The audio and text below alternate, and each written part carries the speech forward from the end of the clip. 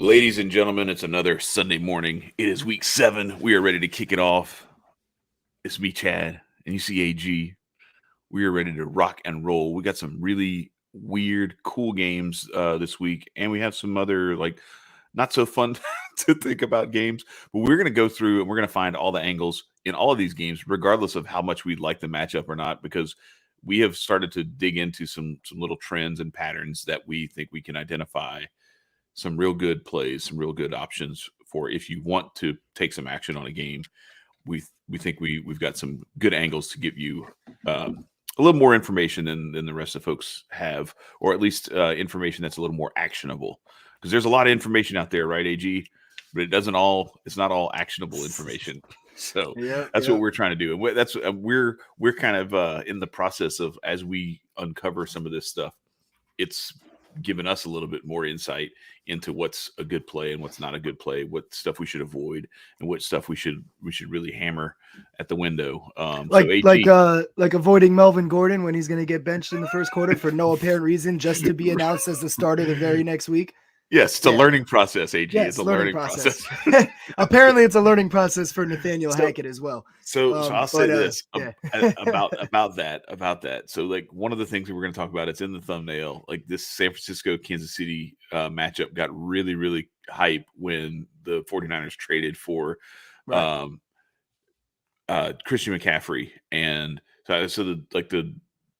for whatever reason, the Carolina Panthers are just like dumping everyone who's able to make plays off of their roster, and they're getting some picks, but it's not that big of a. Now what's funny. You know what's funny about that though, Chad? They turned down. Apparently, this is alleged. I don't know. Obviously, it's being reported that they turned down 2 first-rounders for Brian Burns, their defensive end, and it's like, dude, if it's a fire sale in your squad, why would you not take 2 first-rounders for? I mean, so I don't know what to make of it. It's like, all right, because this is going to be a long build anyway. The thing is, a long build, right? And the thing is, like, Christian McCaffrey, like, he's played 6 years already. Mm-hmm. He's injury prone. They know that they're not getting anything anytime soon. That's one that you give away, because it's like, all right, I'm getting some good picks for it, getting good value. I know that I'm not going to use Christian McCaffrey for shit for the end of his career right now. So that doesn't scream fire sale to me, right? Robbie Anderson got traded also this week, but we saw him on the sideline yelling at the coaches. He got kicked out of the game pretty much. That one. So it's like, he got traded the next morning. I mean, there you go. Easy. And they didn't get great value either, because everybody was like, they haven't traded DJ Moore yet. You know what I mean? And so it's like, I don't know if it's a fire sale, especially if they really turned down 2 first-rounders for Brian Burns. I mean, it's like, what are you guys doing here? I mean, but I guess Burns is one of their younger guys. Like, he's part of their future plans. So I guess it makes sense. This is the point I wanted to make about Christian McCaffrey, though. All right. So I think there's a lot of hype and a lot of expectation around, like, there's probably people go into the window and they're like, whatever. What's McCaffrey's lines over on everything? He's gonna go off first. Like, no, like, I'm playing it cautious on that. Let me warn you. I'm not saying go hammer all the unders, but I would just stay away from it, because I've seen way too many times he doesn't know the playbook. Like, and it's not that like all the NFL playbooks are so dramatically different or anything like that. But they're gonna give him sets where. Yeah, that's right. Yeah. That's what I'm saying. They're going to give him dump off sets and easy tackle run, whatever. But the chemistry with Jimmy G and things like that is yes, right. They're gonna work him in, and there's gonna be some deference to Jeff Wilson and Deebo Samuel, and I think in 2 or 3 weeks, that's when you're gonna see the real Christian McCaffrey as part of this offense. But this week, I would be very cautious. I know it's tempting to go. I just don't know how. Because it's the shiny new toy, but it's not going to be shiny this week, I don't think. And we'll get into this. We'll get into it a little more when we get to that game too. But on that point, it's like also it's not a great matchup for them to run the ball anyway. So if you're looking at Christian McCaffrey passing game, maybe it's not a bad, horrible idea to take it today. But I'd stay away personally. But I mean, the Chiefs, they can't stop the pass at all. So it's like, why wouldn't you attack that a little bit more than giving Christian McCaffrey runs up the middle when he just got there and everything? You still got Jeffrey Wilson in the picture. We don't know how much they're going to still rely on Jeffrey Wilson, because he was performing very well. Obviously, you don't pass up on C-Mac just because Jeffrey Wilson's playing well. But you might have Jeffrey Wilson might be the starter. He might get most of the touches today. While Christian McCaffrey's brand new. So I do understand that. But you we'll and get I to both that game though. Yeah, you and I both made a play though as soon as that trade hit. Oh yes. We went and found San Francisco to win the Super Bowl and we hammered that bitch. Well, I got their bet. I got their over wins total over 9.5. Yeah, that's insane. Plus 100 before the books adjusted. It's minus 120 now, or at least last I checked, it might be even lower. Yeah. But I got a 30-point swing on them just because I beat the books on that. So that was smooth. Shout out to J. Pilon before we get into this real quick. Yes. He said allegedly. Pylon. Oh yeah, my bad. He's just like he's just. Pylon. It's like the end zone. Yeah, my bad. I got how can you mess that up? I know. My bad. Shout out Jay Pylon. Hopefully we got a couple of our players reaching the pylons today. All a part of the NFL schism, caps and owner politics happen as well. Exactly. That's why I said allegedly. I don't know nothing. I only know what they tell me on Twitter. Adam Schefter, whatever he says is what I can go off of. Right. Let's get into this slate. All right. So wait, hang on 1 second, real quick, before we do that. I just have to do this real quick, a little self-promotion. So the Cappers contest that I'm in with John Ryan, we've invited you guys to come on. I invite anyone, like go look. I'll share it a little bit later on with the tweet or whatever. But so we just completed round 2. I was in the top 5 round 2. We just completed day 1 of round 3. I'm number 5, so I'm still in the top 5. So root for your brother. Like I'm out here grinding, trying to pull this cash down so we can I don't know, we can upgrade AG studio a little bit, maybe get some better internet, But anyway, so yeah, so we're doing good so far today. I'm feeling myself. Yeah, I'm feeling myself right now with this with this whole this Capper challenge. I had a rough start, but I'm getting it going now. So let's talk public money, because it's always a big discussion. It's a huge part of this. It's while it's not like it's some guaranteed thing, it is good to look at it and really assess the numbers.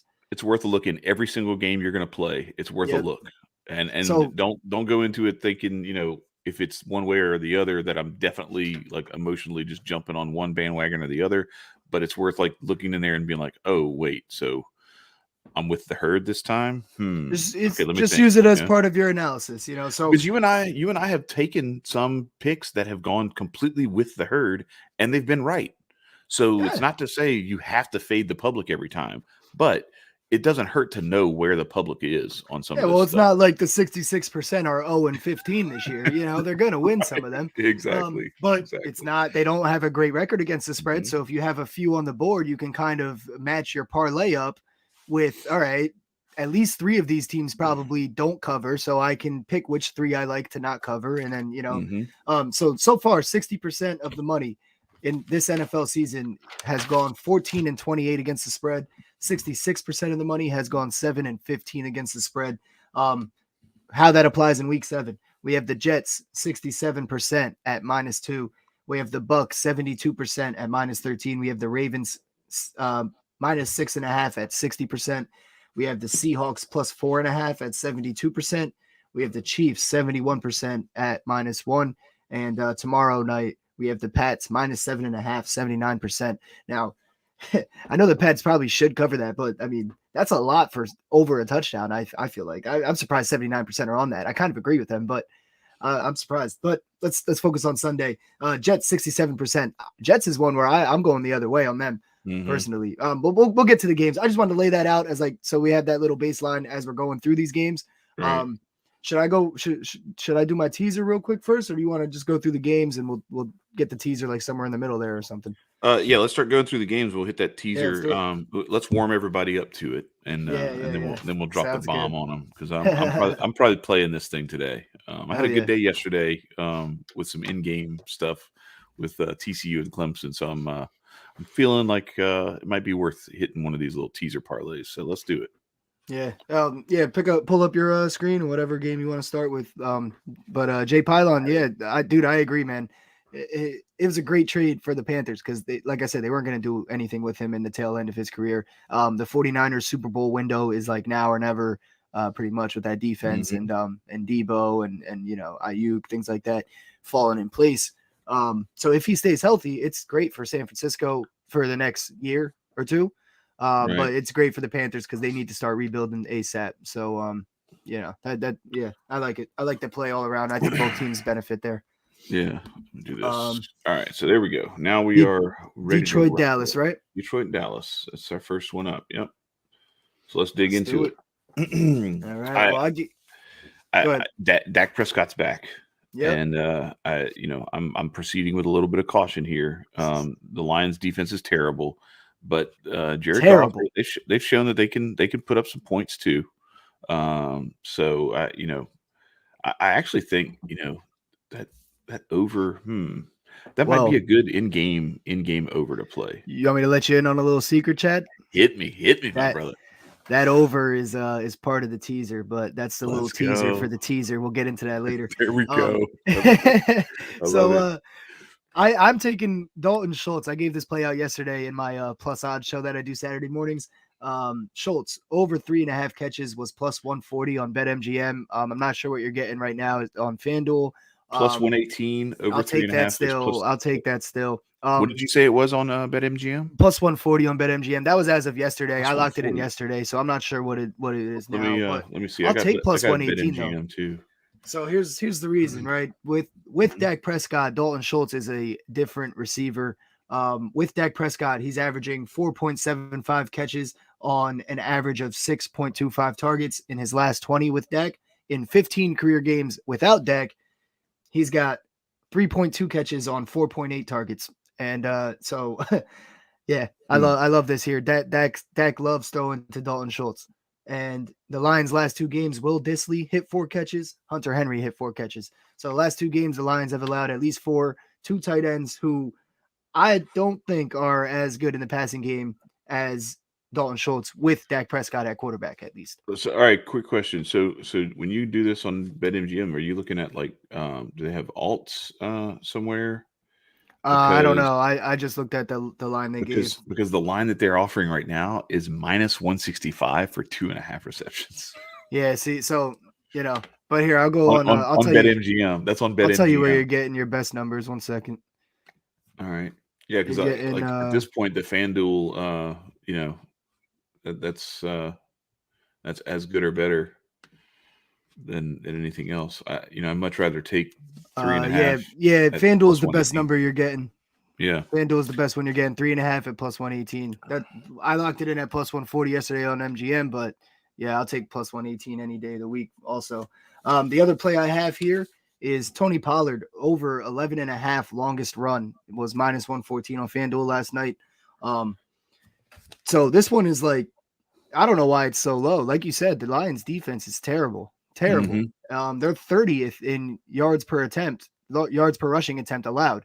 They allow 5.5 yards per attempt on the ground. And Tony Pollard to hit 12 yards for his longest rush, fairly easy for him. He's hit it in 4 out of 6. And when he hits, 2 of them were easy. He's had, this is on his season. First game, 9, then 17, 46, 9, 57, 15. Against this Lions defense, I like this matchup, so I'm taking Tony Pollard there with that. Even at the minus 114, you still like it? Yeah. I like that. I love it. Yep. Yeah. Okay. Yeah, they're giving me a good number at a low number there. One other thing that I was going to look at. So, this is just one of those plays where it's I'm not backing this from a necessarily football standpoint, but I'm looking at the numbers here. And right now, TJ Hawkinson for over 3.5 catches is minus 160 on DraftKings, but TJ Hawkinson over 4.5 catches is plus 130 on PointsBet. So that's one where it's all right, I'm getting a 90-point swing for 1 extra catch from Hawkinson. So it's in that case, I'm all right, I kind of want to look at it. I'm not basing it on a football standpoint of I think this is going to hit, but this is good value. You bet if you find these plays every Sunday and you bet them, you're going to end up profitable just from the fact that you're getting that much of a difference on just 1 extra catch. Because, if he gets the 4 catches, it's all right, I lost the minus 160 bet. That's, that sucks. Yeah. Well, you don't want to lose a minus 160 because you weren't getting much anyway. It's that should be the easy ones. So right here, he's on FanDuel. He's at over 3.5 is minus 156. Yeah. So if he gets 3 catches, you'd lose this bet and might as well be just lose 1 unit instead of a unit and a half. Yeah, well, you're just getting such a better number for one more catch at plus 130. You're getting such a big swing. So I just wanted to mention that in case anybody's interested. I'm not taking it. Yeah, where did you find the plus 130? That's on PointsBet. On PointsBet. Okay. Yeah, so that's the other thing that's really, because we found this yesterday with I think it was maybe Oklahoma State, Texas, where it was 5.5 in a couple of places, and I found either 6 or 6.5 live on the show with John Ryan. So it's something. It's definitely something worth looking at. You gotta shop your bets around. Yep, exactly. So go ahead. That's all I have for this game. I got Schultz and Tony Pollard. I just wanted to mention that Hawkinson thing in case anybody's interested in it, because it's a huge swing for one catch. I'm not going to take it personally, but if anybody likes Hawkinson anyway or liked him, go make an account on PointsBet, because you're getting so much value for that. All right. So our next game is it's in the thumbnail. It's a big one. It's a wild, wacky one. I don't know. I don't understand this line, but here it is. We got the Giants at the Jacksonville Jaguars, and I get it. It's a home game for the Jaguars, but the Giants are on fire, and Jacksonville is not. Why is Jacksonville favored by 3? I don't know. I'm still scratching my head trying to figure that out, but I'm sure we have some other angles besides just picking a side on this game. Yeah, well, earlier in the week on our early picks Tuesday show, I faded you on this. You took the Jags -3. I faded you. I took the Giants +3. Obviously, I can't change my answer for that show, so my record's going to count however it counts, whatever happens. Right. I think I whiffed on that. I think that you were right. I think the Jags are going to win this game and cover by 3, but not as like an official pick, but I'm just, kind of, just telling you, I'm telling you that, my thoughts have changed a little bit throughout the week. You're a little worried about that Giants pick now. Yeah. Well, I was watching a show. I forget who it was. Somebody was talking and they said, they brought up some good points. They were like, yeah, this team's 5-1, but they've been down by like 10 plus in the fourth quarter, like 4 times. Like they're getting some pretty lucky. Like we saw like Lamar Jackson rookie season last week on that interception he threw in the fourth. Yeah. And that's uncharacteristic for him nowadays. But like they keep making these comebacks. So credit to them. I'm not trying to take anything away from that, but like they barely beat a Panthers team who we see is spiraling out of control right now. There's just so much where it's like it's time to sell the Giants right now. If there's a time to sell, it's right now. And because the Jags aren't as bad as they have. I was going to say, let me make the case. Let me make the case also to buy the Jags. Right. Okay. So they lose week 1 at Washington. That was kind of an ugly start to their season. I know they're probably disappointed with that because that was one that they should have been able to pull off. But Carson Wentz was playing his best ball at that point.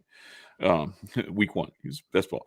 But they beat Indy at home 24-0. Then they beat the Chargers, blew the Chargers out 38-10. And we've seen this is not a bad Chargers team. They're not great, but they're getting some things. They were pretty beat up that week too. They were beat up that week. Not to make an excuse, but I'm just saying, yeah. But this was still dominant, which is hard to do in the NFL. It was dominant in LA. So. Yeah, that was in LA. Yeah. They went on the road and did that. They had Philadelphia down 2 touchdowns to start that game. And then it's just, I don't know. Hassan Reddick went nuts and killed Trevor Lawrence. And Trevor Lawrence didn't have a good game. Then the following week, nobody had a good game when they played at home against Houston. Then they went on the road and lost a squeaker last week to Indianapolis again in that rematch. So I look at this. I'm kind of with you, like on the same coin as I would fade the Giants based on the fact that some of this might be deceptive. I can't help but think that this is not like a better Jacksonville team than what we've seen on paper. And they've got some playmakers, and the one thing about a young athletic defense and a team with a young quarterback and some athletic playmakers is they're kind of like a marble on a glass tabletop. There's going to be some wild inconsistency in their play. And I think this is one of those matchups where you could see, like, if it's the best of the best Jaguars that we have, they could run away with this game. And the only thing I think the books see it that way. That's why the numbers are not -3. Yep. Yeah. The only thing I really trust with the Giants is Saquon Barkley and their coaching. Yeah. And this is a game where the Jags, they come in as the third best rushing defense. They only allow 89 yards a game. If they take Saquon's rushing game out, I still trust the coaching, which is the one thing that makes me like stay away from making this like an official flip on my side. You know, I think it's gonna hit. I think Jags are gonna hit, but I can't flip on my Tuesday pick, so I'm gonna keep it neutral. Yeah. I'm just saying, after further review, I really like Jaguars in this spot. So where are we looking for? What do you like about Saquon for this game? Saquon Barkley. So just, you know, in case they get out of the you know, the running game. I don't know why it took me so long to say that. In case they get out of the running game, I took him for catches. Over 3.5 catches was plus 100 on BetMGM. He's only hit this twice this season, but one of those, if you remember, was the other time I called it, that Monday night game against Dallas, when I had him for those catches on our show that we did, Chad. And that was because the Dallas defense was very good. And I was like, they might have to get away from the run and pass a little bit. Now, when you're getting away from the run and passing a little bit with Daniel Jones at quarterback, what do? You don't start throwing downfield like you got Patrick Mahomes back there slinging it. You look for short little plays. I like the tight end in this game. I like Saquon Barkley in this game on catches. Yeah, I don't have an official play on Daniel Bellinger at tight end, but he might have a day too. So I'm going to take this. They're third in rushing yards per game. When they get out of it, man, they're not going to try to look downfield. They're going to look at Saquon Barkley to still get them some yards and everything like that. So they're going to throw. So I'm seeing plus. Let me pull that one up, because that's probably a better play. Let's stop that one, and let me pull up BetMGM so I can show everybody what we're looking at here. This is the play that AG's talking about. We're at plus 100 with Saquon Barkley for 3.5 receptions. As you saw, I had it pulled up on FanDuel. I know it's not a huge difference, you know, minus 103 versus plus 100, but I mean, that's huge. Every fraction of a unit you can save, every fraction of a unit you can save is worth it. You know, like it's worth it, man. You gotta shop. Don't humble it up for the people, man. That is huge for the same lot. You're getting the same number, man. You know what I mean? That's a good little swing right there. So that's something you got to do. You got to shop. The other play I got in this is the Evan Ingram revenge game here. It is the Evan Ingram revenge game. This is a lean. This isn't one of my official plays. This is a lean here, but I'm going to lean over 29.5 yards for Evan Ingram at minus 115. Well, I don't know what it is on FanDuel, but I like this, man. He's hit 28 plus in 4 out of 6. He had 2 games with only 1 catch. With the 2 games he missed 28 plus, and we're only asking for 30 today. I'll take that. He's averaged 54.5 in the last 2 weeks. Trevor Lawrence is starting to find him and target him. So I'm gonna take this. It's a lean. I'm gonna take it personally. I'm not backing it 100%, but I'm gonna lean it. Yeah. So FanDuel is not the way to go on that one. They're offering 30.5. Let me pull up just real quick on here so receiving yards. Evan Ingram 29.5 minus 115. Yeah, you're not getting any better money on DraftKings. So this BetMGM. So there you see it. We got 2. So one of this Saquon Barkley is an official play, and the Evan Ingram over 29.5 yards is a lean. So if you were feeling that already, you got a little confirmation for your lean. Yep. And then and we got I guess we're both leaning Jags now at this point. Well, it's your official pick from earlier in the week. Yeah, it's my official pick from earlier in the week. Yeah. But I'm leaning Jags now. I flipped on myself, so. All right, fair enough. What we got next? That's all I had on that game. The Saquon was plus 100, right? Yeah. Plus 100. All right. I'm just writing down all these because we keep track of this stuff as we go, and we make sure that we're giving ourselves credit where it's due, and then also we give ourselves the little red X when we don't hit. So we're not. What game we got next? Try to be as honest as possible. Let me pull it up. Hang on a second. So what is this? Jacksonville. Okay, it's minus 115 for the points. Minus 3.5, which is or minus 3. That's not a small thing. To be perfectly honest, like to be giving up 3 points and to be minus 115. Like, first of all, that's a riskier bet. Second of all, that's I don't know. that makes me think like the books are leaning even heavier in that favor. All right, let's go Atlanta Cincinnati next because that's the one that I see next on this list here on All right. BetMGM. Well, hey, you're the LSU Bengals expert here. So what do you got in this game, Chad? I mean, look, I'm just gonna say it right now, live here in week 7. I think Atlanta is a way better team than everybody gives them credit for. And this game's in Cincinnati, so like that part is not lost on me. But I think let me see if I have it as my official for this week. But I think I had so my everything, like my gut, everything was telling me like take Cincinnati minus the points. But I'm as this week has gone on, I've leaned more and more towards taking the 6.5 and riding Atlanta to keep this thing closer. They've done it with a lot of the games that they've been in. They kept the Saints close week 1. They kept Tampa Bay close, almost beat Tampa Bay. Should have beaten them if not for that bad pass roughing the passer call. They backdoored the Bucks. They backdoored the Rams too. Yeah, so like they're I don't see why they wouldn't, at least have a severe potential of doing the same thing here. So so my pick for this one is Atlanta plus the 6.5. Now, where does that come from? That's another story. That's another question that remains to be answered. But I don't know. They just find a way to ugly this up and get in to the back door. So I don't know how they're going to find their way through the back door, but they're going to if history serves. So this game is one of those games that I'm like, I don't really even know how to call it because like you're right. Falcons are a lot better than they seem, than they look on paper. The Bengals might be a lot worse than we think on paper. Like we still have that Super Bowl hangover going with the Bengals.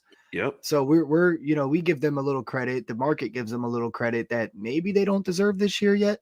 I'm not sure. I mean, they had to sneak by the Saints last week. The Saints just got beat by the Cardinals pretty bad, and the Cardinals don't impress anybody. So this was a game where I'm like, I don't know how it's gonna go. Like I could look at Tyler Algier rushing, I could look at Joe Mixon rushing, I could look in the Pats game. I just was like, I'm gonna keep it simple, keep it simple, stupid. Kyle Pitts anytime touchdown plus 270. Let's go. Because plus 270 is fantastic value for Kyle Pitts touchdown in the red zone. Now I know he's off to a very, very slow start. I get it, but so they got him going last week. Yeah, you said plus 260, plus 270. I got on FanDuel. Really? Anytime touchdown. Because it's plus 160 on BetMGM. That's why you got to shop that. Look, that is that's why I'm on FanDuel. AG said that 102 to 100 was huge. I'm telling you, this is massive. Yeah, hell yeah. That's insane, dude. If it's imagine going on BetMGM just to make your bets real quick, and you take Kyle Pitts for a touchdown and it hits at plus 160, and you could have fucking did it at plus 270 on FanDuel. I mean, now I get it. Not every area, not everybody is able to get all of these books, but I'm telling you what I'm able to get because that's what I'm betting with. So oh no, hang on, my man. Hang on, my man. My man AG, you've got to chill for a minute because I have some breaking news live here in the studio. Kyle Pitts anytime touchdown is plus 280 now. There you go. So you got another 10 units. So I know. Oh, geez. So I know Pitts is off to a really slow start. They haven't been getting him going, but they got him going last week. He had 3 catches for 19 yards and a touchdown. I know it's not a huge sample size, like he's not getting a ton of touches, but it shows that they're going to go to him down in the red zone. And the Bengals have given up some pretty nice games against tight ends so far. Week 1, Freiermuth from the Steelers had 5 catches for 75 yards. Week 3, Conklin from the Jets had 8 catches, 84 yards. Week 5, Mark Andrews from the Ravens had 8 catches, 89 yards, and a touchdown. And it's week 7 now. What did it say? Week 1, week 3, week 5, week 7. That makes sense to me. Hey. So I'm going Kyle Pitts for an anytime touchdown here. I figured I'd stay away from the yards and everything because I don't know how much he's going to get targeted, but I hope they target him in the red zone. I hope we get one. But that's a lean though. That's like, I'm just throwing it out there. It's a plus 280 play. It's a good value lean, You don't have to bet much. Exactly. Put a little bit of money on that, half a unit or something, and you can hit some good money there. So that's all I got for that game. Yeah. So here's my thing on this too. And I like there's no like analysis of the defense or the offense or anything like that and how they What up, Natasha Kayleen? What's up, Natasha? And who? I don't know who SJH205 is. That is not a. But howdy, what's up? But so all right. So listen, check this out. Last week we broke down Joe Burrow returning to New Orleans, Jamar Chase returning to New Orleans, where he went to high school, and them lighting it up. Sure enough, they did. I'm fading this, and if I'm making a bet, it's here, and then I'm going here, and I'm saying, all right, where's Jamar Chase's receiving yards? I'm going to go under the 7.5. Now again, I remind you, you still got Kyle Pitts touchdown in there, by the way, just so you know. That's fine. Yeah, no, I didn't want it. Just in case you were looking at the odds. No, okay, I got you. Not for a parlay. I'm just pulling up. This is like some straights. So I'd probably just avoid this one here, but I like that Joe Burrow under 280. Like I actually kind of like that as a small bet because I don't know. Something's telling me to fade what Cincinnati did last week and to fade the expectation that they are that much better than the Falcons and that the Falcons will keep this thing closer. And I would not be surprised to see Burrow hit in like the 250-yard range, maybe throw a couple of touchdowns, maybe turn the ball over a couple of times, and this game is kept close as a result. So this purely on a ebb and flow sort of basis, not on any. I haven't gone through and like dug into like what kind of yardage they give up to number one receivers or anything like that. That's why I'm not really heavy on fading Jamar Chase because unless you're going to shut down a number one, I like it more to look at like how the overall passing offense is going to fare in this matchup. And I could see them actually, if they do control the game, just trying to control it through the running game with Mixon. So, all right. So what do we have? What's our next game on the slate here? Let's look. So we did these. Let's go Packers Commanders. This is a disgusting matchup. But your boy Taylor Heineke is going to be starting at quarterback. So so we got that going for us. Carson Wentz is on IR after that thumb surgery or finger surgery, hand surgery. We'll just say that. I'm telling you, man, Taylor Heineke might take the spot. It might not matter when he's healthy. Wally Pipp this bad boy can turn into Lou Gehrig. I agree with Jay Pylon on this one. Packers. They're not an official pick on the spread, but they are in my teaser. But I do think the Packers win this game. But the player props I have, I like Allen Lazard over 48.5 passing yards, receiving yards. If he gets over 48.5 passing yards, that'd be a hell of a bet to hit on. But yeah, right. Minus 113 on FanDuel and Washington. What is that for? Lazard 48.5 receiving yards. Yeah, it's down to 110 now. Minus 110. Even better. I got so Washington's the 32nd dead last in the league in yards per catch allowed, 12.1. This is a must-have get-right game for the Packers, which is why we're all in the Packers in the chat right now. And it's the perfect matchup to do it against. It's a perfect matchup for Aaron Rodgers to get going. I trust Aaron Rodgers, MVP, Mr. No Jabby, A-Rod. I trust my guy. And but if you think about it, for real, on a serious note, the Commanders defense, right? I'm going to go through every single week of the season right now. Week 1, Christian Kirk, 117 yards. Zay Jones, 65. So they had 2 receivers hit this mark. Week 2, St. Brown, 116 yards. Week 3, Devontae Smith, 169. A.J. Brown, 85. So they had 2 again. Week 4, C.D. Lamb, 97. Noah Brown, 61. 2 again. Week 5, Nick Westbrook, 72. Week 6, even the Bears with Justin Fields at quarterback got 2 receivers to hit this line. Pettis, 84, and Darnell Mooney, 68. If the Bears can get 2 guys on this line, why can't Aaron Rodgers? Listen, Allen Lazard is his new favorite target, or one of, with Dubes.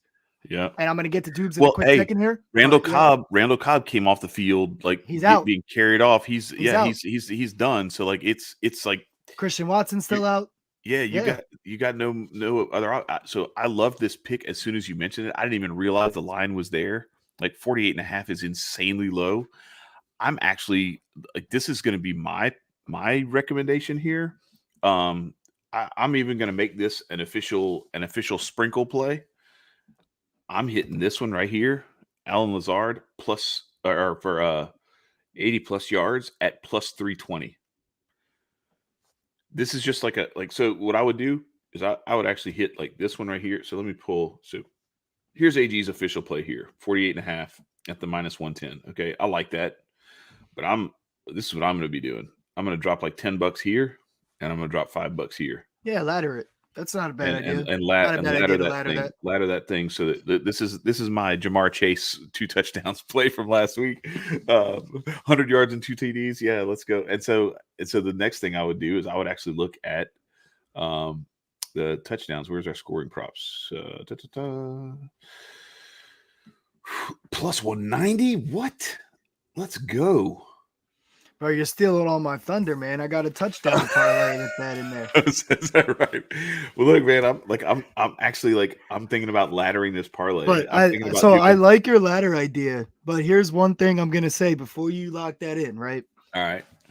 I was going the other route of looking at Romeo Dubes also. Okay. So I was gonna parlay. This was my point when I was saying if the Bears can get 2 receivers over this mark, why can't Aaron Rodgers and the Packers? Romeo Dubes is set at 46.5. Okay. So me personally, I'm gonna parlay both of those low numbers together. Okay. Lazard over 48.5, Dubes over 46.5. You get plus 259. As of last night, at least that's what I locked it in at. So you might even be getting a better number now that Lazard's number went down a little bit. Yeah, so let's do this. Let's do because I just want to. We're going to show this all. So here we go. We're at 266. So again, there you go. Back to the thing here. So just to show you the math, so you bet $10, you're going to win almost triple your money. All right. So that's the one AG's talking about here now. That's official parlay, by the way. That's an official parlay. All right. So we got, and then so you got. Oh yeah. So you got Dubes at 46.5. And that's also at -110. And then this is a parlay for plus 266. All right. So that's one official play. So now I'm going to clear these out and I'm going to go with what I was talking about. All right. So here we go. Let's just see this. Just follow me here, folks, for just a second. So we're going to take this one and this one. So this is the same thing I did last week with Jamar Chase, right? Alan Zard plus 190, except a lot lower. Yeah. So here's but the same numbers kind of almost. Yeah, here we go. $10. Yeah, it was Jamar Chase was 100 yards and 2 touchdowns. That's what I'm saying. You're going way lower on this. Yeah, so I'm going. It's much easier to hit. But I'm saying I built it live is what I'm saying. That's gotcha. So we're at 398. All right. So 10. It's 4-1 odds. All right. Now, what happens if we take this receiving prop and we pull? So I just want to have all this on the record, right? All right. So what if we pull this one and we go with that 80 plus like I had? Plus 663, boy, 7-1. Look at that. We're turning $10 into $66. I'm just saying. And this is one where you could just be like, you know what? I'm just going to drop. Hell, I can drop $3 on this one and I'm still going to get $20. I can cover like 3 $5 bets or 2 $10 bets or a whole, you know what I mean? It's one of those things where I like to do this. I like to make these little plays where like some of these little parlays, if they hit, they cover a couple of bets that might be like 50-50s. It's a nice way to just kind of sandwich some of that stuff in. And then if a bunch of stuff hits, then you make off even better. So that's my little sneaky play in there. Not an official like, hey, this is a lock or anything like that, but it's just something that, like we talked about before, when you see the math lining up in your favor, you gotta take a couple of risks and see what you can get for it. So I like that one there. So you got anything else for this game, or you want to move on? No, I don't want to talk about the Commanders ever again. If I don't have to. Fair enough. All right. So speaking of teams that we don't want to talk about very much, let's talk about the Carolina Panthers. Yay! This line has moved from like 8.5 to 13.5. So this is a good point, though. This is why you need to be subscribed here and tuning in, because on Tuesday, me and Chad both told you guys go get the Bucks at 10.5 if you like them. Now it's 13.5. So good luck with that. I got 10.5. I ain't back in 13.5, although I do still think they'll cover it. Yeah. But I got my 10.5 locked in, so I'm good to go on that. But they are in my teaser also, hint hint. Actually, before we talk about this game, because the Panthers, you want to do it? I don't want to talk about the Panthers. Let's get into the teaser here, right? Teaser. Let's do it. All right. So what are we doing? I got Dallas and Detroit over 44.5. All right. I actually here. I'll send you the picture rather than you just making it. I'll send you the picture because I teased it already. So it's okay. It's no point in you we'll just going through and doing all that. Put it up? Can you put it up on the screen or? That's what I'm saying. I'll send it to you real quick. Okay. But yeah, so here it's we'll show it after. It's Dallas Detroit over 44.5 total points. Packers spread. Okay, wait, hang on. Dallas Detroit over. I got it written down already. Don't worry about it. All right. It's in my bet slip. Okay, all right. My bad. Bet it already, dude. Yeah. Okay. Yeah. All right. Dallas Detroit over 44.5 total points. Packers spread is teased down. So you teased it what, 4 points overall? Or you plus 4. Yeah. Okay, so everything's plus 4. All right, so go ahead. So you got Dallas, Detroit. And then I got the Packers by pick them. They just have to win minus 0.5. Okay. The Bucks minus 9.5, and then the Falcons Bengals over 43.5, and Denver Broncos plus 5.5. That's my teaser. You get plus 600 odds on that. I love it. What was the last one? So you said Falcon Bengals 43.5, and then what was the last one? Broncos plus 5.5. Ooh, without Russell Wilson? Yep. You like no. Brett ripping that? No. I was just wondering. I love their defense. Their defense is good, yeah. Don't like Zach Wilson, but we'll get into when we get into that. I got the numbers to back and everything. But that's the teaser. I'm throwing it out there. The Zach Wilson slander is alive and well. I get it. Okay. I mean, he doesn't impress me, man. Nothing about it, but. That's that. So that's what I got for my little teaser there. I'll post it. We'll put it up. I'll post it. Look, I can hit it real quick. So you got this one. Well, I don't want to take time away from picks, bro. You got people watching and everything. It's gonna take a second. All right. So where we got Cincinnati and this one here, right? I don't know which one you're talking about. We're gonna do. I got the Detroit 4 points over. Packers, Bucks. Yeah, so it's Broncos plus 5.5. Yep. Bucks minus 9.5. Packers minus 0.5. Bengals minus 2.5, and then the over Bengals 43.5. Oh, okay. So you got it a little earlier. So this is going to be. I got the Bengals 43.5 over. Oh, the over. Okay, yeah, Bengals Falcons. All right. So my bad. All right, let's do that. Yeah, let's take that one out, and then it's over. All right. Okay. So over 43.5 for Bengals. All right. So yeah, there it is. So now everybody sees it on screen and we're done. Now let's move on. See, that didn't take that long. Well, I was just going to send it to you while we were talking and we would have just. Oh, yeah. No worries. But, yeah, all good. So yeah, that's the teaser. Because I just wanted to avoid talking about the Panthers if I could, but I do have a good play on the Panthers here. PJ Walker under a passing touchdown. Oh yeah, I remember that one. You had that one in the TikTok. That was beautiful. I love it. I love when your pick is based around just slandering a player who's not good. It's great, and like you called it perfectly last week that his favorite target is Christian McCaffrey. It took a little while. We had to sweat it a little bit, admittedly, but he doubled his game total in the last 3 plays of the fourth quarter, something like that. It was insane.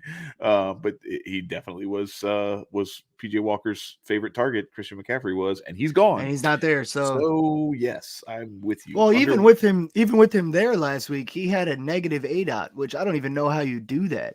His average distance of throw was negative.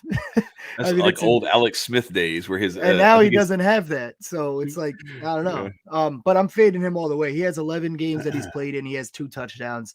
The only caution here, I'm making this a lean, not an official play, is just because it's plus 114 though for under a half. Plus 115 on PointsBet was the best number I saw. But the only reason I'm gonna fade it a little bit, or not fade it, but like the reason I'm making this a lean, not an official play, is because Tampa does allow 75% of their touchdowns through the air. But but they haven't. That doesn't account for they haven't played PJ Walker with no receivers. So that's why I'm still taking Robbie this. Anderson, no Christian I'm taking McCaffrey. this as a lean. but it's not my. I'm not making it official. Right. Just because it's a risky one anyway. Because one passing touchdown in the NFL happens all the time. So that's all. I don't want to talk about the Panthers anymore ever. All right. Moving right along. Where are we next? Colts Titans. I don't want to talk about the Colts or the Titans ever. I kind of don't either. Like I got one. I like Tennessee in this game though. I like Tennessee to win. I got a lean though. I got Alec Pierce over 19.5 for his longest catch. This one I think is a really good play. Shout out to Alec Pierce for coming in clutch with the final play of the game to win the game and win our bet for us last week. That was beautiful. Yep. So minus 114 for over 19.5. You got anything better? I had for that? Last night I had minus 110 on BetMGM, but this is why I like this. I got he's hit 30, 44, 17, and 32. I'm not counting game one of his career against the Texans. He didn't even get a touch. He had 2 targets, no catches. So I guess that's not a hit, obviously. But the only time he's gone under this 20 since he's been actually a part of the offense, he had 17. And this is against the Titans defense, who is 28th in yards per catch allowed at 11.8. So I'm gonna lean this one and take Alec Pierce.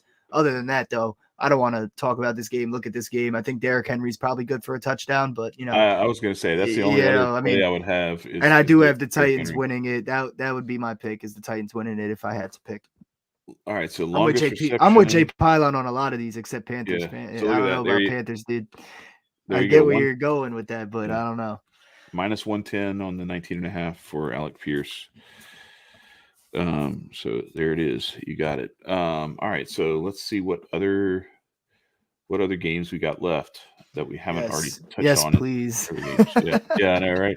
All right. So we already did. That's one of the ugly ones you were talking about. It's one of the things about going through this when you're switching between sites is they all have the games ordered in a different way, and so you're trying to keep track of who you already covered is tough. We could go Browns Ravens if you want. Yeah, that's where I am. I'm in Browns Ravens right now. It's up on the screen. So what do you like here?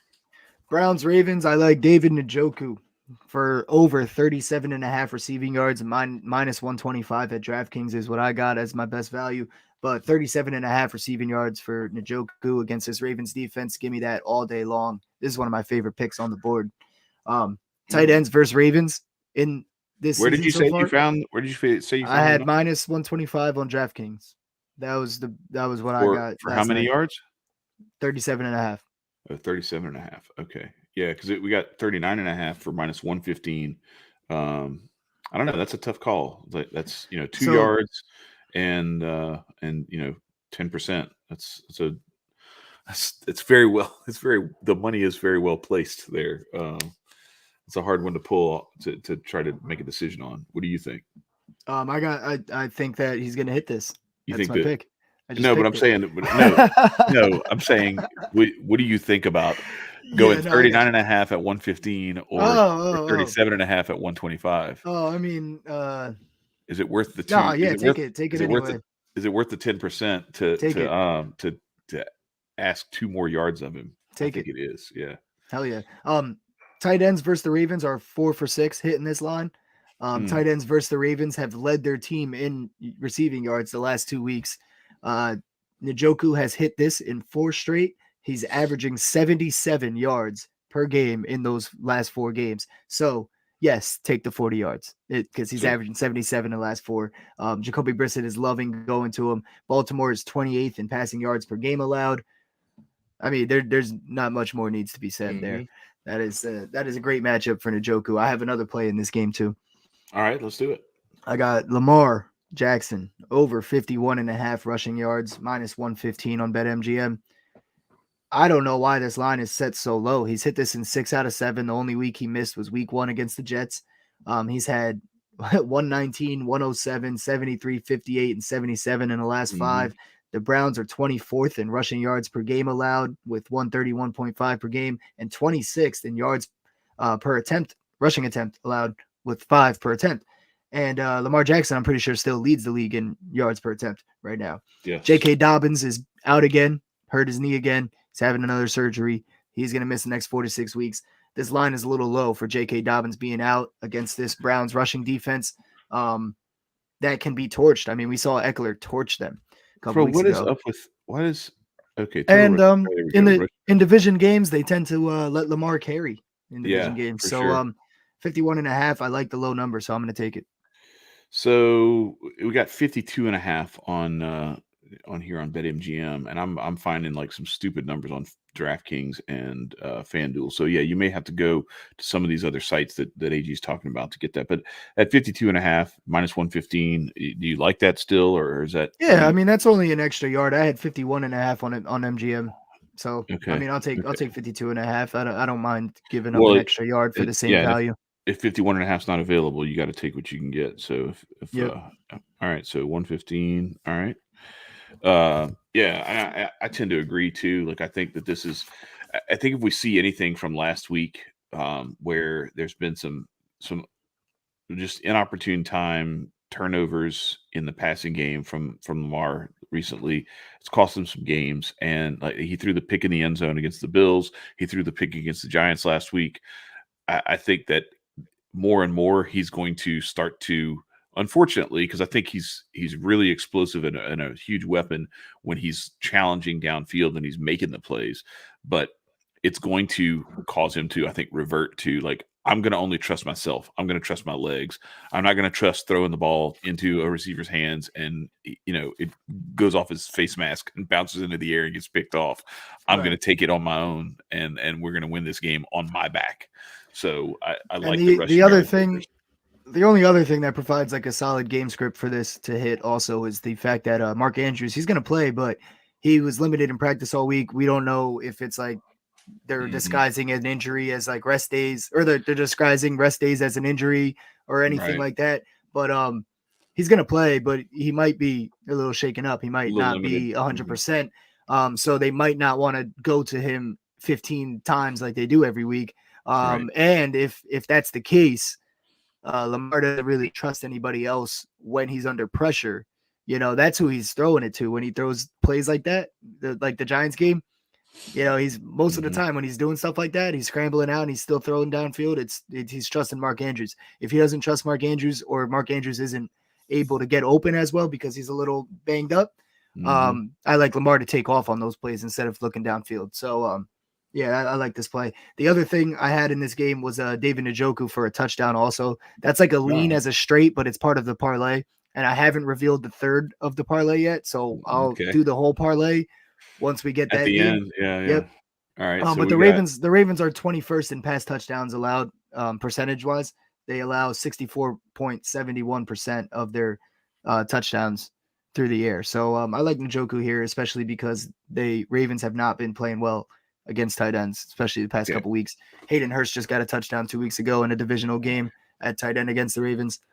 He was the first touchdown actually too, but I'll take Njoku. Or no, he wasn't. Mark Andrews was, but he was the first for the Bengals. What number are you getting there? I forgot to look at the straight number. Yeah, so I built it on FanDuel, the parlay. So I don't know what number I got there, but I gotta check. All right. Yeah, we'll check it. All right, so let's go. So we got our next game is this Jets Broncos game that I'm sure neither one of us really wants to spend a whole lot of time on. Well, you got some stuff on this? Okay, shit. All right, let's go. First, just to throw it out there, that David Njoku touchdown on FanDuel plus 340. What? I'll take that all day long. It's still plus 340 right now. Long. I might have to. I don't know. That's what I locked in. Hang on. That's on FanDuel? But I might go take that straight. Yeah, I might go take that straight right now. Looking at this right. I'm looking at it right now while I was making the parlay. Yeah, right. I'm looking at it right now. I'm trying to pull it up. It's still 340. Yeah, that's insane. And that really boosts that parlay too. That really that parlay kills with that. Yeah. Let me defend my Broncos 5.5 in the teaser right there. So I got, if you think about it, who the Jets have played. I don't know where Chad's going, but he's bouncing. But they played the Ravens. They lost by 15 to a good quarterback, right? They played the Browns. They beat Jacoby Brissett by 1 point on some late game heroics. It took 2 touchdowns in like 3 minutes and an onside kick to even pull that off against a backup quarterback. Then they played Joe Burrow, a starting quarterback, lost by 15. Then they play the Steelers, a mix of Mitch Trubisky, backup quarterback, and Kenny Pickett, who was coming in for his first half of NFL football. Then they played the Dolphins and beat the Dolphins 40-17, but that was against a third string rookie quarterback making his first NFL start, a 7th round pick. I mean, come on. Then very impressive win against the Packers last week. So that's one that they got going for them, but the Packers haven't been impressing anybody at all. So I think it's time to sell the Jets while they're high. They're 4-2. People are not thinking about it in the way that I just laid it out. They have won games against a bunch of backup quarterbacks, and they have lost to good quarterbacks. They beat the Packers last week, so they're at their highest selling point right now. And this Broncos team is a team that they have not been blown out yet. They, as bad as they look, as bad as their offense is, they have lost 4 games by a total of 16 points. Yeah. Because that defense is amazing. Mm-hmm. And they're going to be all up in Zach Wilson's grill. He's not going to get anything done. I liked it a lot better before I found out Russell Wilson officially wasn't playing, but I wasn't taking them because I trusted Russell Wilson to put up 25 points anyway. Mm-hmm. I was taking it because I trusted the defense to not let the Jets put up 15. So it's like, I don't care who the hell is that quarterback for the Broncos because I wasn't picking them to put up any points anyway. They could have won the game 3-0 for all I care, you know, and I wouldn't have been surprised. But this defense is great. Here's my other pick for this is Zach Wilson under a touchdown pass. We got 2 of those today. Wow. Plus 165 on DraftKings for that. He is the worst quarterback since 2020 when he came into the league. He's the worst quarterback under pressure. Actually, second worst. You want to know who's actually the worst since 2020 when he came into the league? Under pressure? Yeah, take a guess. We just talked about him. Very similar play here. Wait, we just talked about him. Hang on. PJ Walker. Oh, PJ Walker. Okay. Is the only quarterback that was worse under pressure since Zach Wilson came into the league. Zach Wilson is bad under pressure, and the Broncos defense is fantastic at getting pressure. I like the Broncos here. They're going to disrupt that offense. Allow me to make a case for the slander parlay. With PJ? Yeah. Where is it? Yes, hey, while you're looking for that. He's had 3 games this season, 1 passing touchdown. He's had 16 games in his career, 9 total passing touchdowns for Zach Wilson. So it's not like this is some wild, hot take here. But there's a reason the Broncos haven't been blown out, and it's that defense. They are 6th in defensive touchdown percentage, 5th in defensive passing yards per game, 7th in sacks percentage, 4th in sacks per game. And I just talked about how bad he is against the rush. And they're 4th in defensive points per game allowed. And the Jets offense is 5th in rush touchdown percentage. So they don't want to throw when they get down close anyway. Breece Hall and Michael Carter are performing very, very well, especially in the red zone this year. Especially Michael Carter in the red zone, because they take Breece Hall. They just screw my fantasy team every time. They take Breece Hall out and, I just send him there. But speaking of Breece Hall. Look, here's this. So real quick, I built this right here. There you go. We're looking at plus 407. So $10 will win you 50. Yeah, so that's a risky one though. That's a riskier one just because it's a parlay. For a quarter, for 2 quarterbacks to not throw a touchdown, and betting on that to both happen at the same time. It's risky, but it's Did you say Zach Wilson something better than plus 160, or was it around there? Plus 165 was on DraftKings. That's what I got. But, okay, all right, that's a little bit better, but still, they're worth it as straights though, for sure. So speaking of this, we're fading Zach Wilson to throw a touchdown, but we're gonna take Breece Hall to rush a touchdown or receive a touchdown, and hopefully it's not a reception. But if it is, it's all good as long as Allen Lazard and Njoku scored also. So that's my touchdown parlay is Allen Lazard, David Njoku, and Breece Hall. You put those together, all for a touchdown, you're getting plus 3090. Plus 3,090. Yep. What? Okay, wait. Let's build this thing. Hang on just a second. I'm All on right. So FanDuel where I built it, so you're you getting built it better on FanDuel. numbers on Let me. FanDuel. Yeah. Well, let's see what happens if we do it here. So Brees Hall Well, it's anytime. not going to be as much, bro. That David Njoku thing is juiced up. Oh, the Joku. Yeah, the Joku thing is that's the one. You're That's not the going to banger. get anything And out that of was that. on. Yeah, That's FanDuel. FanDuel. You said. Yeah, Yeah. FanDuel. Okay. All right. So then we'll build that. If we have time, we'll build that later at the end. But yeah. So you said Yeah, plus I got it. I'll 3090. send it to you. Plus 3090. That's insane. Yep. All right. So I'll take that all day kick long. right along. Yeah. So we Oh, got and while Texas. we're at it, this is my fade New York parlay. Also, we got the Jags -3 and the Broncos +1.5 straight up at their lines. I'm fading New York this week. It is time to sell these teams. You know, if So you're you got buying the New York teams right now, I don't know what you're doing. I'm so you selling them. have a teaser that's No, or just a straight up parlay just faded New York fading New York. -3 Okay. and +1.5. All right. All right. So fade New York. And then That gives you +265 on FanDuel.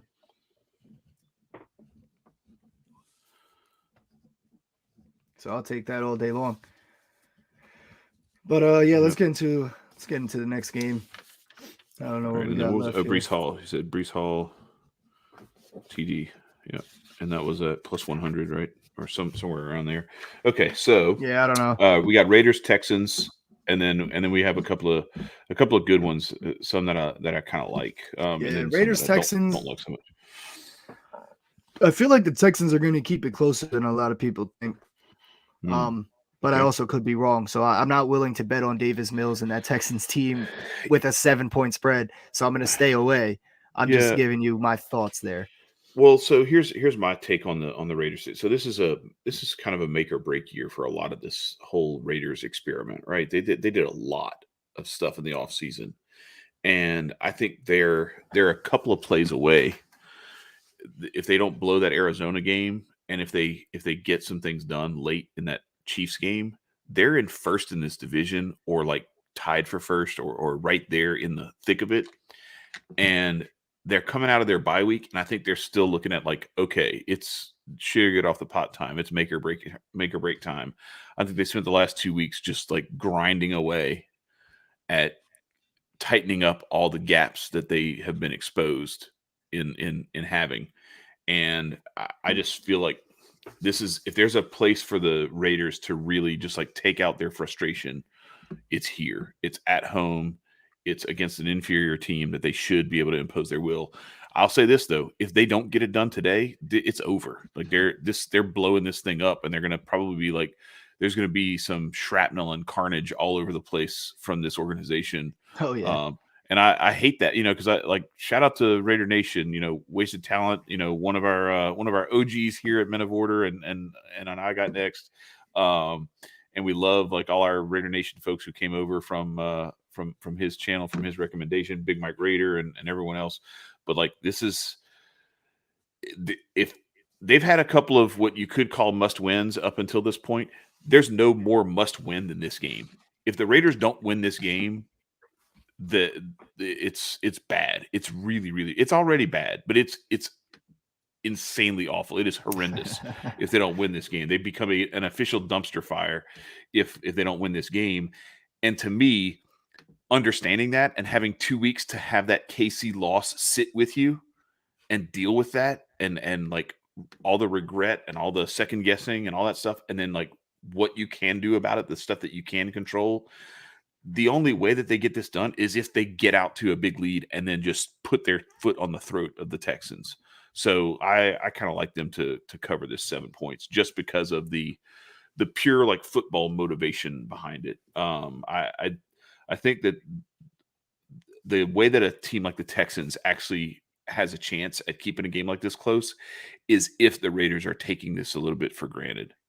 And I don't think there's any room for taking anything for granted with this Raiders franchise right now. And so that's why my pick, if I'm picking one, I'm picking the Raiders minus the 7 points.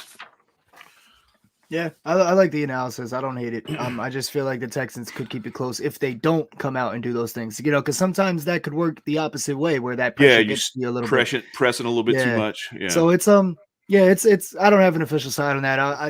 I don't even have any props in this. It's kind of an ugly game. It's a game that could just go either way for me. I didn't know how the game flow would be. I didn't know what kind of game script it would be like, so I didn't even really look too closely. If you want Do to you look at a have? couple angles now, go ahead. But I Yeah. didn't Well, look do you closely have? at all at What do that. you have on the running game? How Texans defending the run, because I feel like this is a great Josh Jacobs Yeah, get going game and that just that impose their actually will. that actually makes a lot of sense. Houston's like bottom half. They're like 20, Yeah. 28, See. 29, 30th range in like yards per Yeah. attempt. I think they average over 5 yards per attempt allowed. All right. So That was as I looked earlier in the week. Let me 17 and a half carries, hit it. okay. That's a, you know what I mean? Like that's even because then you're not even beholden to like outcomes. This is True. just like a Yeah, what do they're we 30th do to 30th win? in yards allowed and There you go. 29th in yards per attempt. But let's look at Mhm. Josh Jacobs real quick. What's his Oh wait, I'm sorry. yards That's line receiving. actually? No, that's receiving yards. My bad. Man, I'm stupid. All right, so Josh Jacobs, 84 and a 17 half and a half yards. receiving yards for me. Not 84 bad. and a Yeah, half. yeah. So it's 18 and a half Ooh, rushes and 84 and a half rushing yards. I would Um, back these.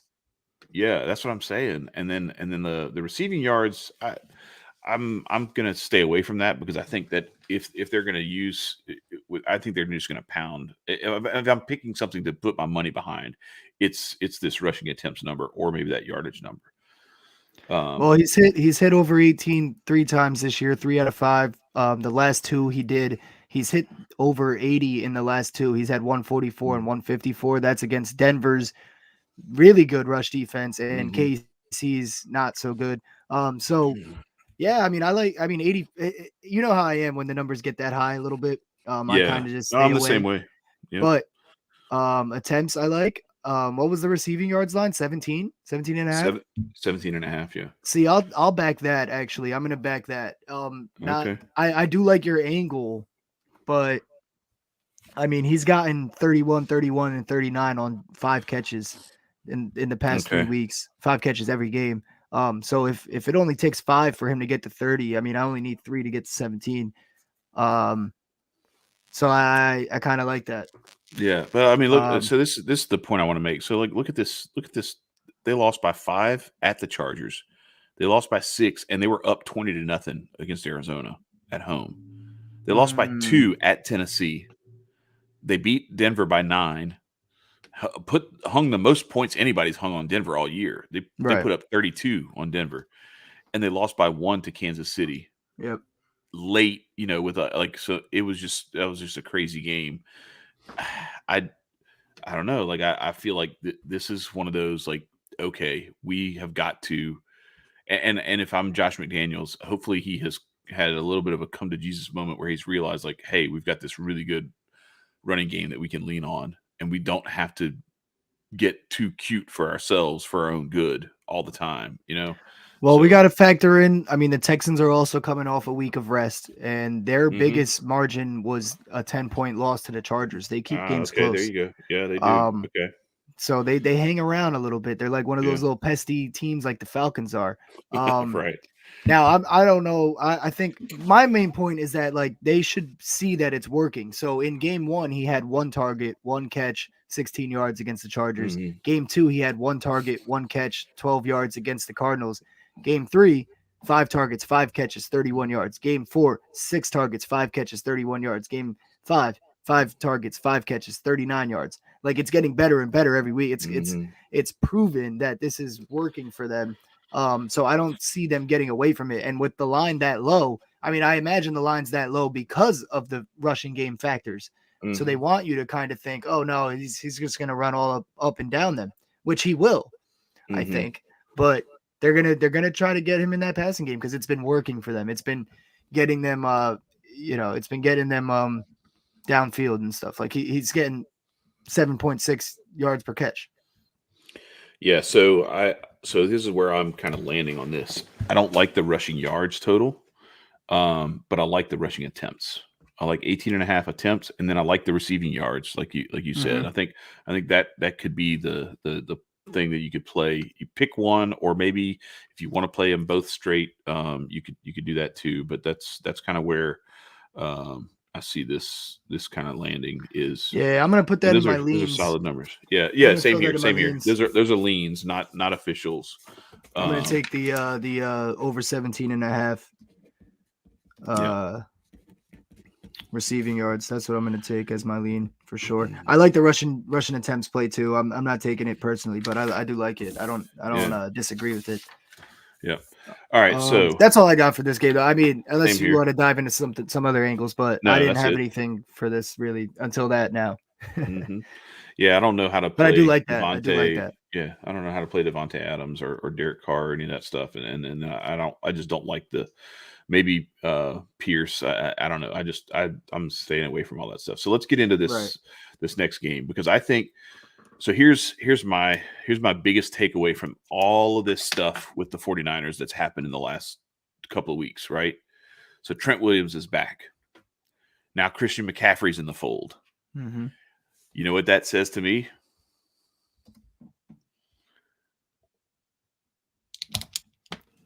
Right there. George Kittle. Okay. Yeah. Because the linebackers have to pay attention to C-Mac. They're going to focus their attention. They don't need him to be left tackle anymore. He doesn't need to be left tackle anymore. Kittle's going to go off. Debo will probably be in the backfield less now that you have a pass catching back like Christian. You got Debo and Ayuk on the outsides taking up a lot of attention. Ayuk's coming off a really good game also. Yeah. You see me? You feeling me? Yeah. You feeling me? Like it's a Kittle. To me, it screams pick, Kittle. Man. It screams Kittle week. And I'm actually even looking. That's a good pick, and he's coming off his two best games. I mean, they finally started getting him going. He had 5 catches, 47 yards 2 weeks ago, 8 catches, 83 against the Falcons last week in a loss. And this is going to be a game where you have to keep up with the Chiefs, most likely. I mean, the Niners defense is great, so actually I shouldn't say that with so much confidence, because that could be very wrong. But it's going to be a game where, it's going to be competitive. It's going to be close. I love that, actually. I'm going to go ahead and add that to my plays also. Thank you, Chad. Look, hey, man, listen, I'm here to I aim to please. I'm going to add that as a lean just because I didn't look into it too hard, so I'm going to put it as a lean. But I love it. I love that play. Let me see where we're getting the best numbers though. So BetMGM is not allowing me to parlay that. What his yards and an anytime touchdown. I'm gonna find that. I'm gonna find that somewhere though. FanDuel for sure, but no, you know what it is? Is you have to actually do an official SGP. That's what it is. These are SGP things that so you can do that on BetMGM. One game parlay. No. Right. Yeah, no, I'm just saying, like, you have to actually click the one game parlay thing. So click here to build your own now. So let's go with okay. Players. Yeah, that's weird. Yeah, so this is how you have to. Yeah, this is how BetMGM is. I do most of my parlays on FanDuel unless the number is significantly different, just because it's so easy to navigate with your parlays. I mean, DraftKings is the same way, but I'm banned off there. Anytime, anytime TD. Where's our? And that's the other thing too, is that they make this shit so just give me drop downs for all this stuff, and then I'll decide which ones I want to scroll through, because I don't want to have to scroll through this whole thing. And then they do all this idiotic bullshit too. Yeah, so 47. Right, so in case you're thinking about taking this straight, 47.5 is the on BetMGM is the best number you're getting at -115. If you want to play it up a little bit for better odds, FanDuel is giving you 49.5 for -110. Those are the numbers you're getting, really. So this one is So this parlay here is Kittle touchdown and Kittle 45 plus receiving yards is plus 290. So about roughly 3-1. Not bad. Wait, Ty, what are you saying sorry for in the chat? By the way, shout out to Ty from Picking Winners. What are you saying sorry for though? I don't know. I'm missing that one. Yeah, I don't get it either. Yeah. Maybe it was something I said. I don't know. I'm gonna take that. Yeah, that Kittle receiving yards. I like that. That's nice. That's nice. Good little matchup diagnosis there. That was great. Yeah, man. So I'm going with the other tight end, Travis Kelce. I have him at over 6.5 catches at plus 100 on BetMGM. I'm actually curious, is it still plus 100? Because I was surprised it was plus 100 in the first place. What is it? Oh, he's saying sorry because I'm banned on DraftKings. Yeah. No, Ty, that was my fault, bro. Don't take credit for that. Yeah, for real. I asked you for that. Tyler was helping you out. Like, Yeah, how's I this asked you gonna take for a place? favor. I fucked up. All right. So what's the Kelsey play? 6.5 catches over for. It was Okay. plus 100 earlier in the week. I was like, what? Yeah, 6.5 plus 100. I'll take On it all day BetMGM. long. Slam that shit. He's hit this in 4 out of 6 games this season. They obviously have the most success when they're going to him, and they know that this is going to be a hard fought game that stays close, in my opinion. And the 49ers D is very, very good. They're very, very good, but they're not great, and they're not unbeatable against tight ends. This 49ers defense. The only above average tight end that they've played was Tyler Higbee. I mean, at least in the passing game, above average. Tyler Higbee and Kyle Pitts. Tyler Higbee had 10 catches, 73 yards. Kyle Pitts, who's off to a super slow start, actually got going a little bit with 3 catches, 19 yards, and a touchdown, got into the end zone against this Chiefs defense. Okay. I mean, against this 49ers defense. 49ers defense, So, yeah. I like Travis Kelce to get 7 catches. Patty Mahomes is going to be targeting him. Anytime you're getting 7 catches for Kelce or Mark Andrews at plus money, it's like if it's minus money, I'm staying away from this because it gets a little high. At plus money, I'm taking it every week because I'm going to end up on top. You know what I mean? Especially this year with the departure of Tyreek Hill taking up some of those targets and receptions. They got to go to Travis Kelce. That's their bread and butter now this year. All right. Anything else for this game, or no? That's all I had. I'm all tight ends all the time.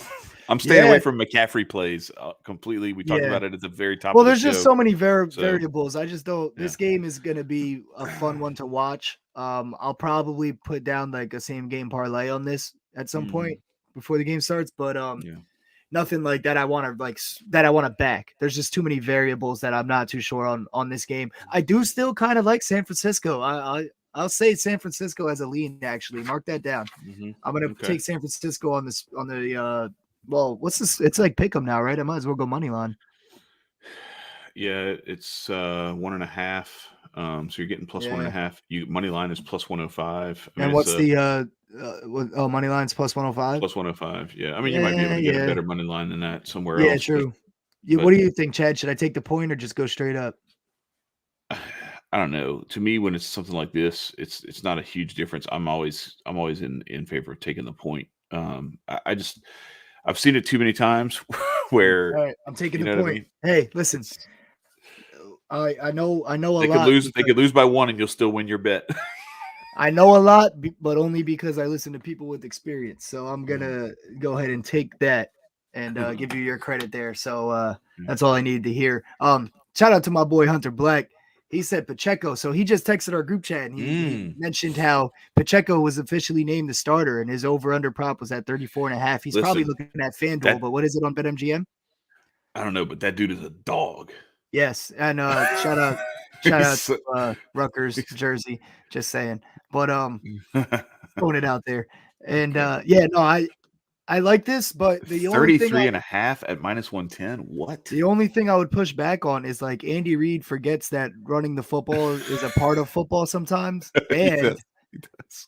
This 49ers defense is really, really good in the trenches. But they do have injuries. So it's like this is like one of those where like I'm seesawing on it. I kind of like it. That's one of the plays that might end up in my same game parlay if I'm just going for it all in this game. Because it's going to be a fun game to watch. There's a lot of variables, like I said, where I just don't know how to call it. I don't want to back anything super, strongly, but I'll throw some of that in my same game parlay and, juice up a little bit, maybe like 5 legs. And that is definitely a possible option. You know what I mean? All right. So, I like that though.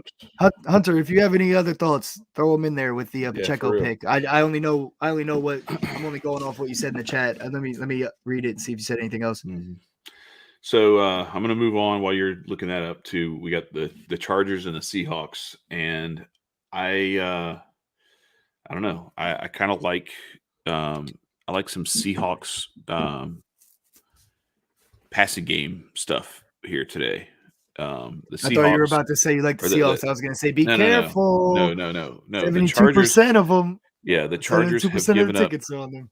Right. The Chargers have given up 19, 27, 38, 24, 28, 16 points. And a lot of that has been, through teams exploiting them through the air. And Seattle is like, I don't know, one of, if not the best pass offense in football right now. They're Geno putting up Smith. numbers. Geno Smith of all How people, about right? it? So 260 plus is what we're looking at there. Touchdowns, 1.5. He's only hit plus 100 for 1.5 touchdowns.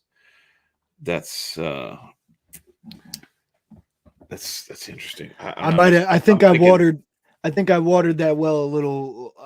I think I got to stay away a little bit, right? Well, and that's the thing. So what you have to see is like when the rest of the world catches up to you, it's time to just start backing away. It's it's like when you have that stock that made its run, you bought it at $5 and it ran all the way up to $65. It's okay to not keep buying it. You can start trimming. You can start trimming a little bit and take some profit. So exactly. I'm actually, as much as I like the Seahawks to put up numbers today, I don't know that I like it enough to take the hit money wise that it takes to get it done. Like you have to put a lot of money at risk.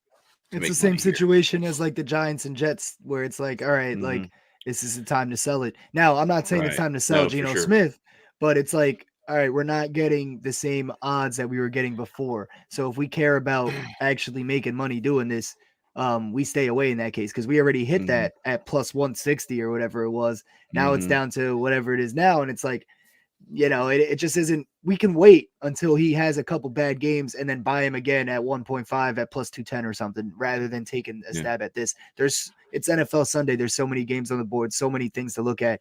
You don't need to chase this one. Is kind of the point, I think. Yeah, well, and so the other thing is too, like, so you have two things happening at the same time. On the one hand, the Seahawks trend of like support and people buying in is reaching an all-time high, where people are like, whoa, Geno Smith's for real. The Seahawks offense is for real and all this. So that hype is peaking. And at the same time, we're going to try to act like all these defensive coordinators aren't watching film and figuring out ways to slow them down and shut them down. I've been talking about people slowing down Philadelphia's offense for a few weeks now, and you've seen it start to like gradually trend in that direction. And really, look, I thought Dallas was going to pull it off the other night. Like I really thought, like, once they shut them down, when they had the ball and they had an opportunity to get the game. I think they got the game within like a field goal, and then they let Philadelphia get that one drive off, and then that was it. It was over. But for the rest of the second half, like, they had shut Philadelphia down. And so I think you could see the same sort of thing where as these coordinators, as these coaches, these defenses start to figure out what you can do to take some of Geno Smith's comfort plays away from him and make him act out of discomfort, it becomes a whole different situation. And so, yeah, I'm not betting into that. It's kind of the same thing as I see with like the Christian McCaffrey thing, where like, I think there's going to be so much focus on McCaffrey and what he's going to do, and there's so much hype around it. I think he's a great decoy today, and decoys don't put up points. So I'm going for George Kittle, who I think is going to be the beneficiary of Christian McCaffrey being a decoy. And in this game, I'm staying away from this Seattle. So I started off, it's crazy. Like we started looking at this stuff, and I hadn't even looked at the numbers, but like I was ready to go ham on some Seattle passing game plays, and then I pull it up and I'm like, nope, I don't like that money. So I agree with all the points you just made, and that's exactly why my pick coming into this game was Kenneth Walker over 68.5 rushing yards, minus 125 on DraftKings is the best number you're getting as of this morning. Minus 120 for how many yards? 68.5. Oh, okay, yeah, that's significant. That's a big deal. Four extra yards for 0.05 of a unit. Yeah, I'm taking that. Yeah. So the reason I like this is the Chargers defense. They're not very good at stopping the run. We saw what everybody's been able to do to them. Here, I'll go through it real quick. But yeah, they're 23rd in rushing yards per game allowed with 125 per game. They're also 31st in yards per catch or yards per carry allowed, 5.6. We saw what Nick Chubb did to them. I mean, he does that to everybody though. Even Latavius Murray got 66 carries last Monday night. Pierce took over on them. Even Clyde Edwards-Helaire, who gets nothing all season, just got benched pretty much not benched, but like Isaiah's going to be the number one guy getting carries. But even he put up 74 yards on 8 carries, a 9.2 average against this Chargers defense. You had James Robinson put up 100. Josh Jacobs week 1 was like the only one that didn't hit this. And you said it was on DraftKings that you found that? Yeah, at minus 125 earlier this morning. They already moved unless there's an alt somewhere, they already moved him to 72.5 as well. I still kind of like that. I mean, ever since he's been named the starter and getting the bulk of the carries, 88 and 97 in the past 2 weeks.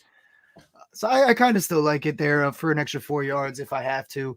I like it better at 68, obviously, or you could even just alt it down and go like alt 60 or something like that, up to you. But I like Kenneth Walker in this game. I'm waiting on a Austin Eckler receptions prop. We have receiving yards for him, but I'm waiting on a receptions prop. I don't know if all the books are scared because they keep getting cooked on these, by me at least.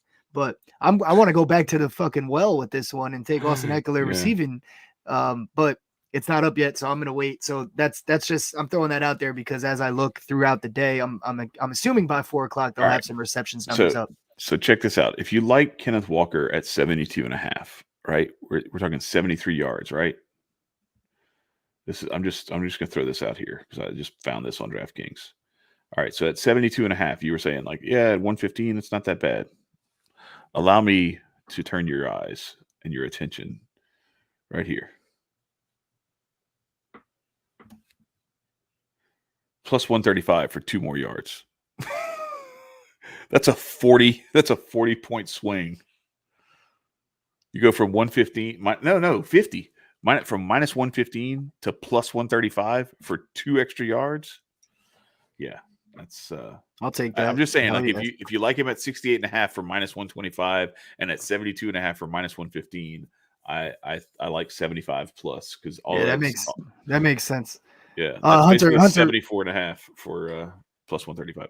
Yeah, Hunter replied. He said I just like the idea of them trying to find out who's going to be the number 1 back in KC. Either Pacheco capitalizes and shows he's got that dog in him, or this puts the chip on CEH's shoulder to be the number 1. But to see, that's the reason why I don't want to really bet it this game. I want to see what happens with that. But in the same game parlay, I'm throwing that in there.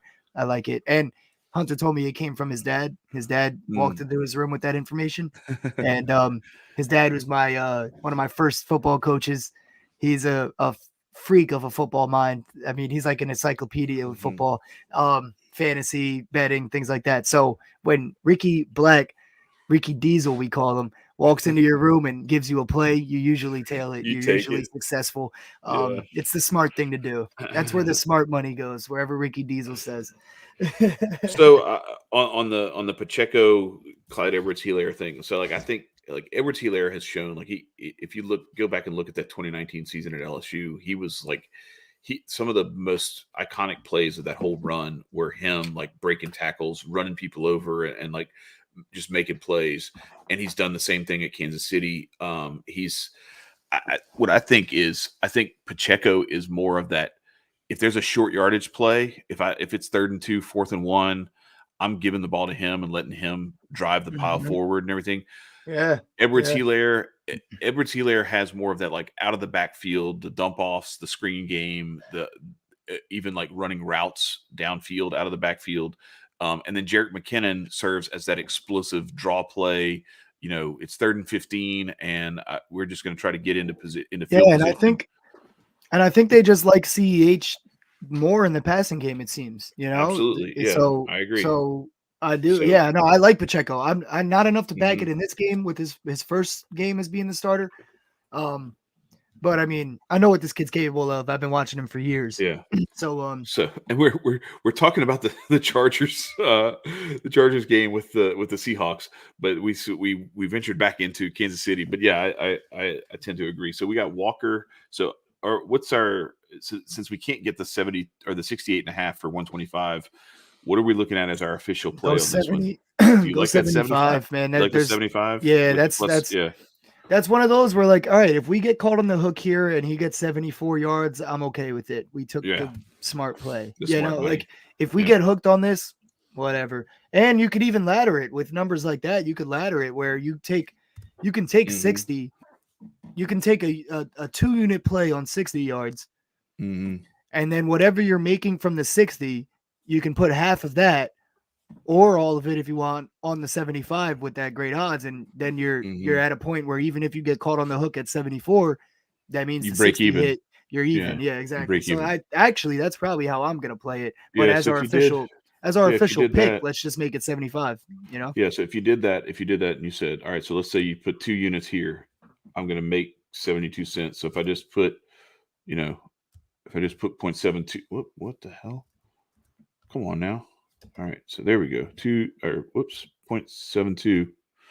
So if I just do that, so that's, so we're getting, so this is just to give you an idea. So if you bet 0.72 units, you're going to get 1.7. So if you bet, $7 here and $20 here, you're going to end up breaking even at worst.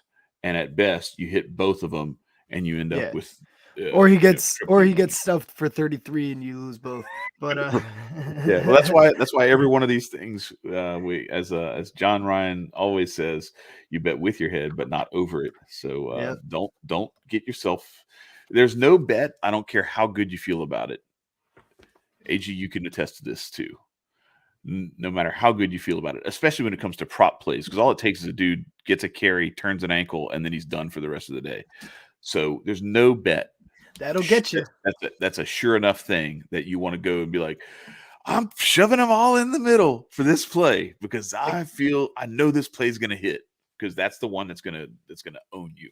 Yeah, except for all these plays I just gave out because those are absolute heaters and you should tail all of them, guys.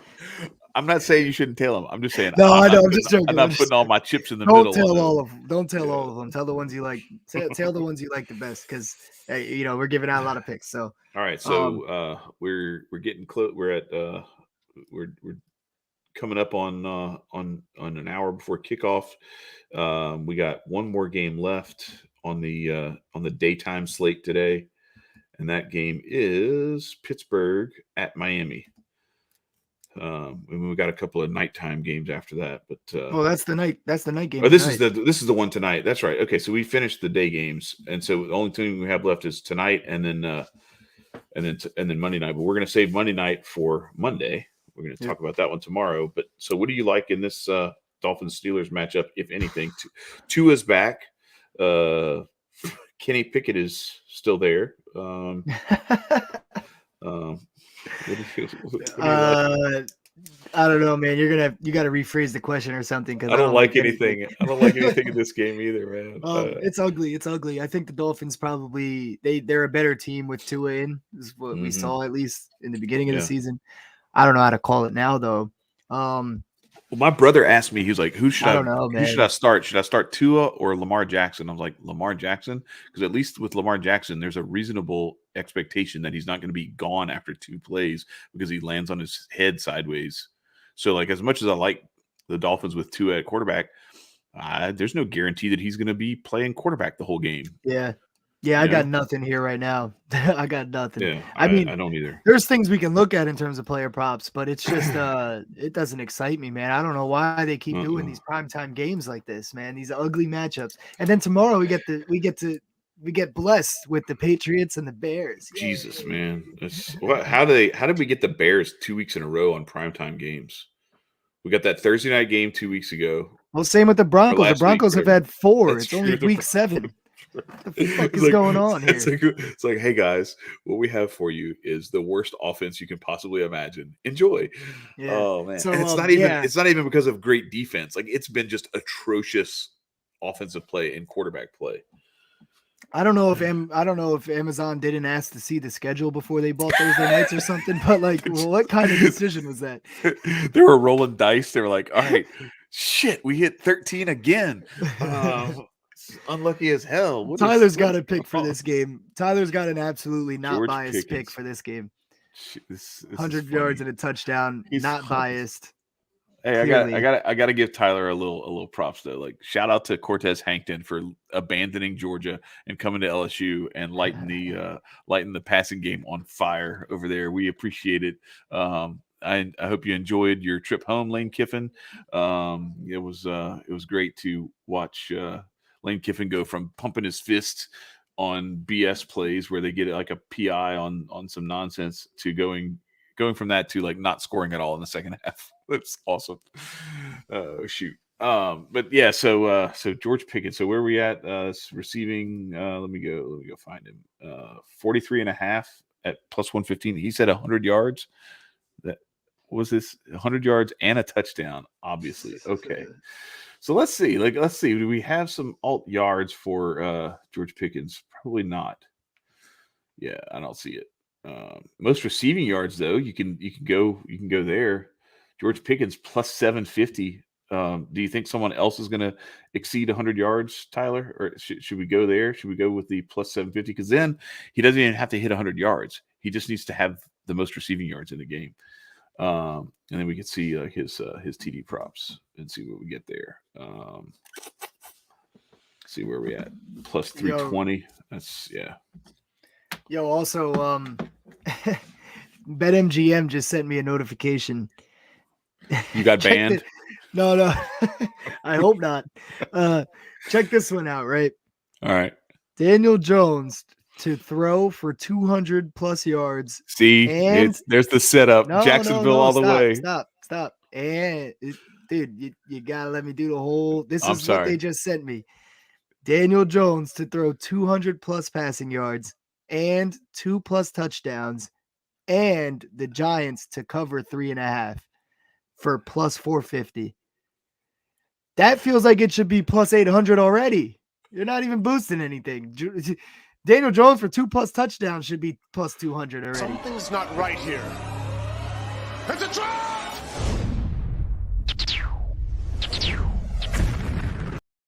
Listen, damn it. Every time they do one of these boosts or whatever, I'm going to remind y'all again. Justin Herbert to throw 1 touchdown pass last week was minus 800. They boosted it to plus 100.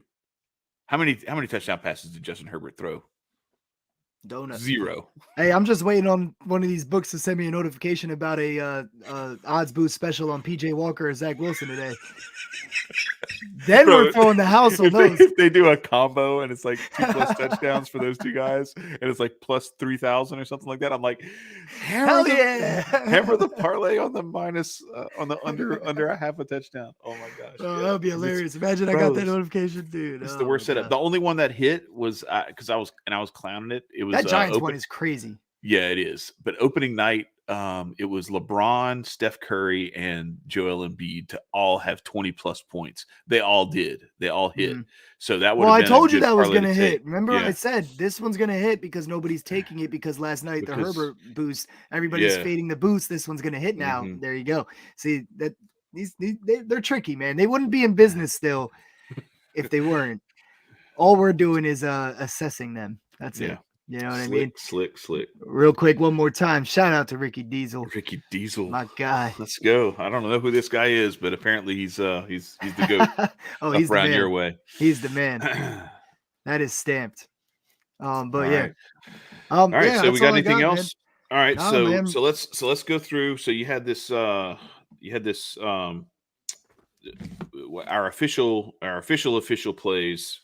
If you can give us the rundown one more time before we head out, what you got on there? Because I'm going to go ahead and check them off because I'm about to go throw straights on all these then maybe throw a couple of parlays. The official plays, because we had a lot of leans and some officials. Oh yeah, all right. Let's break it down.